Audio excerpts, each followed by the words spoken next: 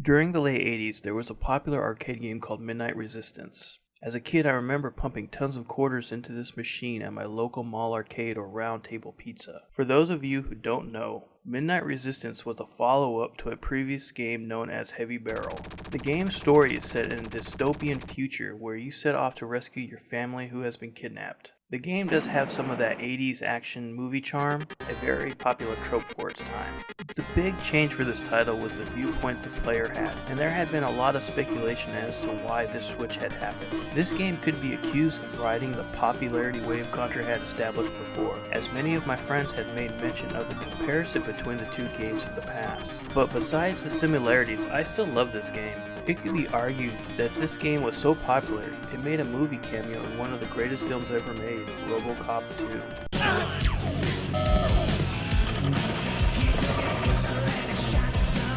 Officer Duffy, have a seat. But one thing this game had that Contra didn't was the ability to move in one direction and fire in another, due to a joystick top that could be rotated 360 degrees. Now keep this in mind as I talk about the Genesis port for this title. Now as time went on and Street Fighter II would go on to dominate arcades, I forgot about Midnight Resistance, and was completely oblivious that the game was even ported to home consoles until only a few months ago. So like a fool, I searched eBay and got myself a copy of this game for the Genesis. A copy of a game I remembered so fondly spending hours playing. And what can I say about this port? Well, you might want to play something else.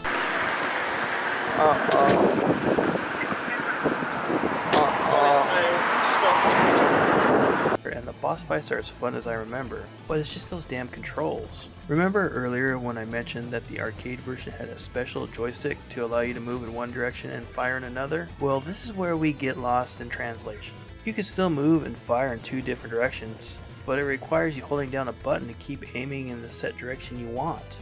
This makes controlling the game a lot more difficult even with the 3-button controller that the Genesis had at the time. And this problem becomes evident with a lot of the gameplay and level design, as a lot of the game was created for this functionality in mind. Not to mention, this game was difficult already, as most arcade games were meant to be quarter hogs to begin with. Sure, you can lower the difficulty and add more continues, you're still gonna die, and that's how a lot of these arcade games were developed. They were designed to keep you pumping more money into the machine. Now, with that and the awkward feel of trying to aim and move in the different directions, say when you're crawling through a tight space, it's just really frustrating.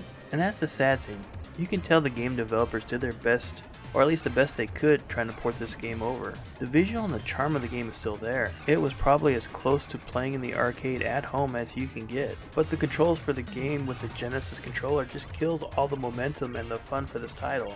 Perhaps back in the early 90s we could have overlooked this obstacle a little, but in the era of ROMs and emulators, I'm sure someone has made a way to use their mouse and keyboard to make this game work. And maybe that's the way you should play this game and remember it. But I cannot recommend this game with the controller, as these controls have not stood the test of time well at all. And that's just how I felt about playing the support on the Genesis with this game. I had a lot of high expectations for this game. I was really expecting to have a really great time with it, but the experience just fell flat because of the controls. In a way, I still like playing the game, but I really can't tell you, hey, you should pick this up too, because if you pick this up and try to move around the game, you're most likely going to be really frustrated. So have you played Midnight Resistance? What are your thoughts? Any version, just let me know. Feel free to leave me a comment below. And I really would like to thank you all for stopping by, leaving comments. I really do appreciate it. If there's anything that you felt that I left out, feel free to let me know. And have a great day.